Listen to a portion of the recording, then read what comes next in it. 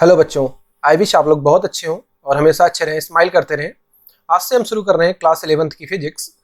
तो ये हमारा क्लास 11th का सबसे starting chapter general mathematics used in physics. इस चैप्टर से हम शुरुआत करेंगे क्योंकि ये चैप्टर बहुत ही इंपॉर्टेंट है। पूरे फिजिक्स में हम मैथमेटिक्स के जितने चैप्टर, जितने कंसेप्ट का यूज़ करने वाले हैं, उन सारे कंसेप्ट को हम इसमें देखेंगे। तो स्टार्ट करते हैं ये चैप्टर।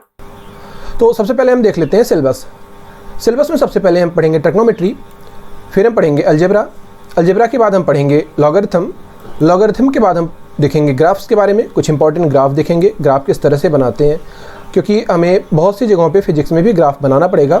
फिर उसके बाद हम देखेंगे डिफरेंशिएशन के बाद हम आगे बढ़ेंगे इंटीग्रेशन पे, क्योंकि डिफरेंशिएशन और इंटीग्रेशन दो इंपॉर्टेंट चैप्टर्स हैं। डिफरेंशिएशन से किसी भी चीज़ का हम रेट ऑफ चेंज मेजर करेंगे, इंक्रीजिंग डिक्रीजिंग फंक्शन मेजर करेंगे और बहुत सी सारी चीज़ें मेजर करेंगे।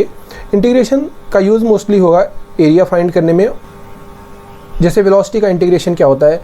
तो इस तरह से हम आगे बढ़ेंगे।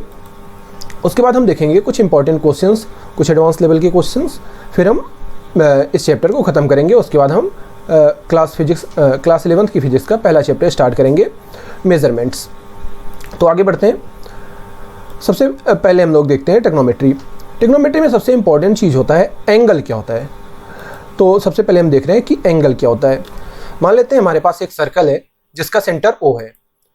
अब यहाँ पे हम एक रेडियस बना रहे हैं OP, जिसकी वैल्यू हम एज्यूम कर रहे हैं स्मॉल r।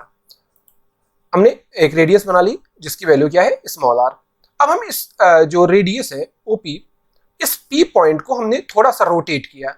जब हम रोटेट करेंगे तो मान लेते हैं ये जो हमारा P पॉइंट है वो Q पॉइंट पे आ गया। जब हम इस P पॉइंट को रोटेट करेंगे तो ये क्या बनाएगा, एक आर्क बनाएगा, एक सर्कल टाइप का आर्क बनाएगा। हमने मान लिया ये पॉइंट कहाँ पे आ गया, Q पे, और हमारा जो रेडियस है वो अब नई जगह पे है, कहाँ पे है, OQ। तो यहाँ पे जो बीच में दोनों रेडियस के बीच में पहली पोजीशन और बाद वाली पोजीशन के बीच में ये जो एंगुलर पार्ट बन रहा है, इसी को हम क्या बोलते हैं, एंगल, जिसे हम जनरली किससे डिनोट करेंगे, यहाँ पे थीटा से। इस एंगल को हम किससे डिनोट करते हैं, थीटा से। और इस थीटा की वैल्यू होती है आर्क अपॉन रेडियस। इस थीटा को हम कैसे डिटरमाइन करते हैं, जो ये हमने आर्क रोटेट किया है OQ, जो ये हमने आर्क रोटेट किया है PQ divided by radius of the circle, इसी को हम क्या बोलते हैं, एंगल। और आपको हमेशा याद रखना है ये जो एंगल की वैल्यू आती है ये हमेशा रेडियन में आती है। एंगल को कैलकुलेट करने के मेनली दो तरीके होते हैं, एक डिग्री, दूसरा रेडियन। तो यहाँ से जो हम आर्क अपॉन रेडियस की वैल्यू निकालते हैं, ये वैल्यू हमेशा रेडियन में आती है।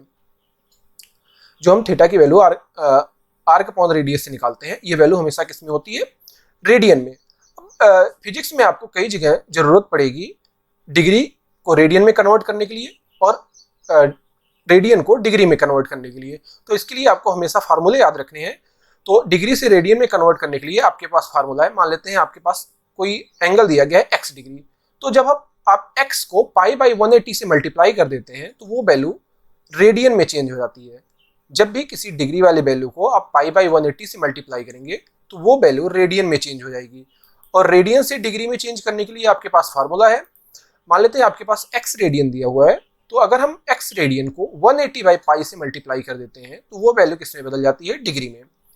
जब भी हम किसी रेडियन वाली वैल्यू को 180/π से मल्टीप्लाई करेंगे वो किस में बदल जाएगी, डिग्री में। इसकी कई जगह पे आपको जरूरत पड़ेगी। इसमें हम कुछ क्वेश्चंस देख लेते हैं। जैसे हम पहले क्वेश्चन देखते हैं कि हमें कुछ एंगल्स दिए हुए हैं यहाँ पे, जिसे हमें किसमें कन्वर्ट करना है, रेडियन में। हमारा पहला क्वेश्चन क्या है, 60 डिग्री। हमें 60 डिग्री को किसमें कन्वर्ट करना है, रेडियन में।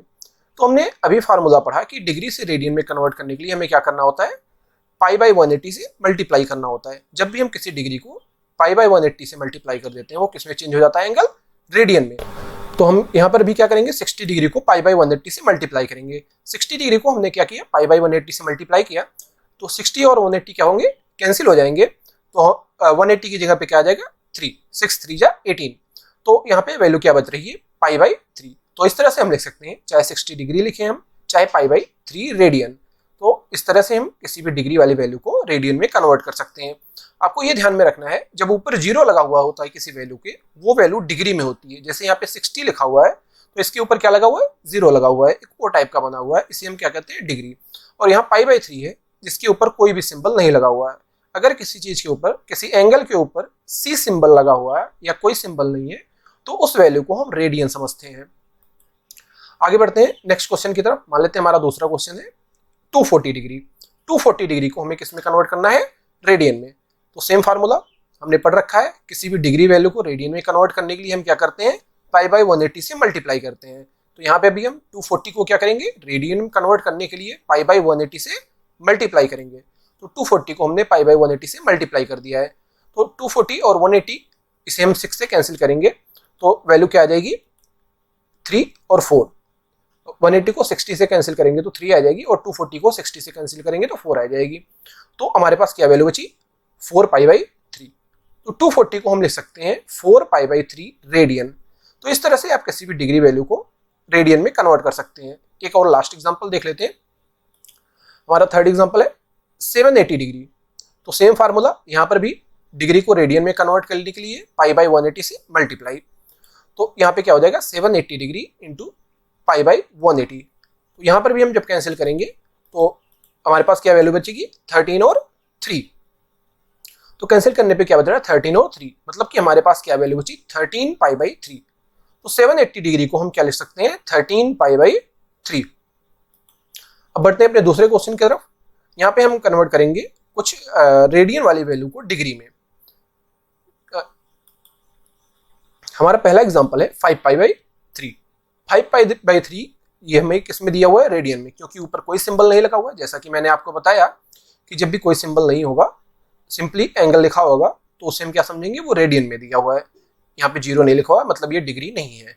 तो अभी हमने फार्मूला पढ़ा था कि रेडियन को डिग्री में चेंज करने के लिए क्या करते हैं? 180 बाई पाई से मल्टीप्लाई। तो यहाँ पे भी हम 5 पाई बाई 3 रेडियन को डिग्री में कन्वर्ट करने के लिए क्या करेंगे? 5 पाई बाई 180 बाई पाई से मल्टीप्लाई करेंगे। तो 5 पाई बाई 3 को 180 बाई पाई से जब मल्टीप्लाई करेंगे तो यहाँ पे पाई से पाई कैंसिल होगा और 3 को हम 80 से कैंसिल करेंगे तो क्या आएगा? 60। तो हमारे पास वैल्यू क्या बच रही है? 60 इंटू 5, दैट इज 300। तो यहाँ पे हम 5 पाई बाई 3 को हम क्या लिख सकते हैं? 300 डिग्री। तो इस तरह से आप किसी रेडियन वाले वैल्यू को भी डिग्री में कन्वर्ट कर सकते हैं। एक और एग्जांपल देखते हैं। हमारे पास अगला एग्जांपल है 7 पाई बाई 6। 7 पाई बाई 6 को हमें किस में कन्वर्ट करना है? डिग्री में। तो यहाँ पर भी हम सेम फार्मूला लगाएंगे। किसी भी डिग्री वैल्यू को रेडियन में या रेडियन वैल्यू को डिग्री में कन्वर्ट करने के लिए हमने क्या पढ़ रखा है? जब भी हमें रेडियन वैल्यू को डिग्री में कन्वर्ट करना होता है तो हम उसे क्या करते हैं? 180 बाई पाई से मल्टीप्लाई कर देते हैं। तो यहाँ पर भी हम 7 पाई बाई 6 को क्या करेंगे? 180 बाई पाई से मल्टीप्लाई करेंगे। पाई से पाई क्या होगा? कैंसिल हो जाएगा। और 180 को हम 6 से कैंसिल करेंगे तो क्या बचेगा? 30।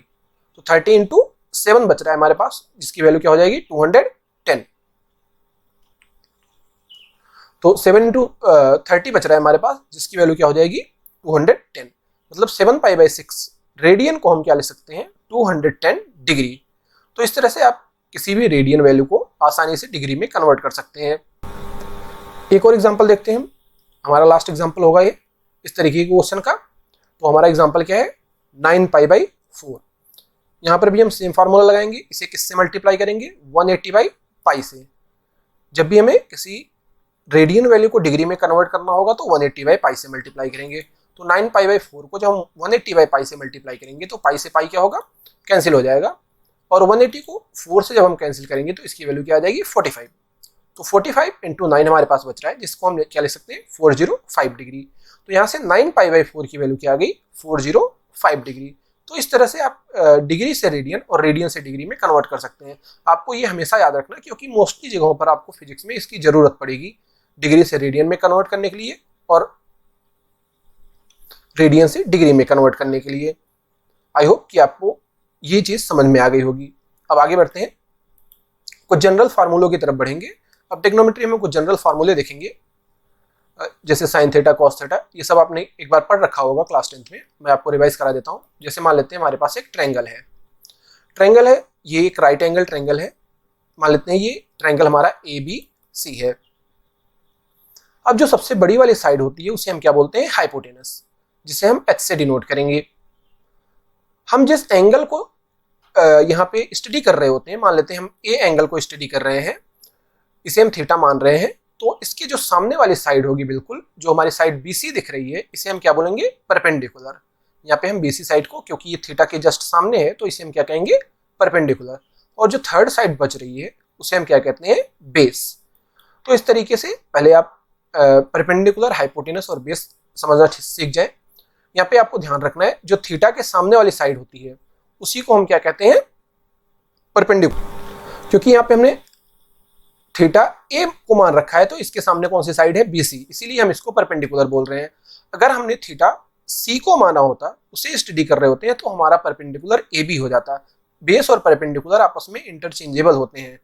वो इस बात पे डिसाइड करते हैं कि हम कौन से एंगल के बारे में पढ़ रहे हैं। जैसे हम यहाँ पे ए एंगल पढ़ रहे हैं, तो उसके सामने साइड BC है, इसलिए वो परपेंडिकुलर है। लेकिन अगर हम एंगल C के बारे में पढ़ रहे होते हैं, तो उसके सामने वाली साइड क्या होती, AB, और वो परपेंडिकुलर होती। तो आपको ये याद रखना है, परपेंडिकुलर और बेस फिक्स्ड नहीं होते, केवल हमारी एक ही साइड फिक्स होती है, वो होती है हाइपोटेनस, जो सबसे बड़ी साइड होती है। और जो परपेंडिकुलर और बेस होते हैं, वो इस बात पे डिसाइड करते हैं कि हम कौन से एंगल के बारे में पढ़ रहे हैं।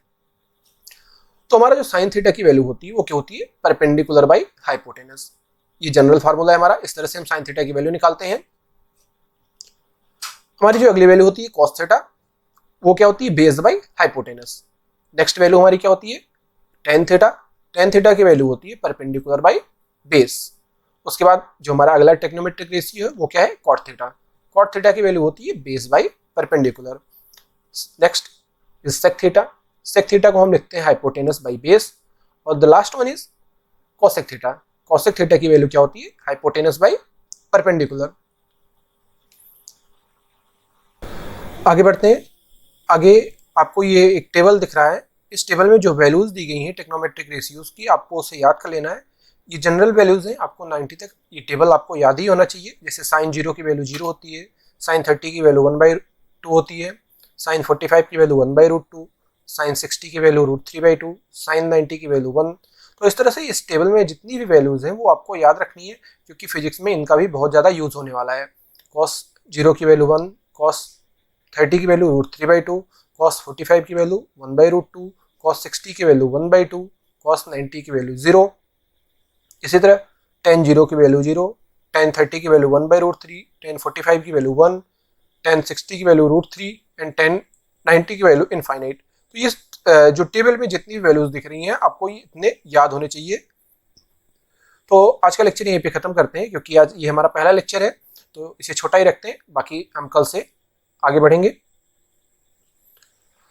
और कल से आपको हमारी वेबसाइट पर इंटरेस्टिंग क्वेश्चन सीट्स, क्विजेस और टेस्ट भी अवेलेबल होंगे।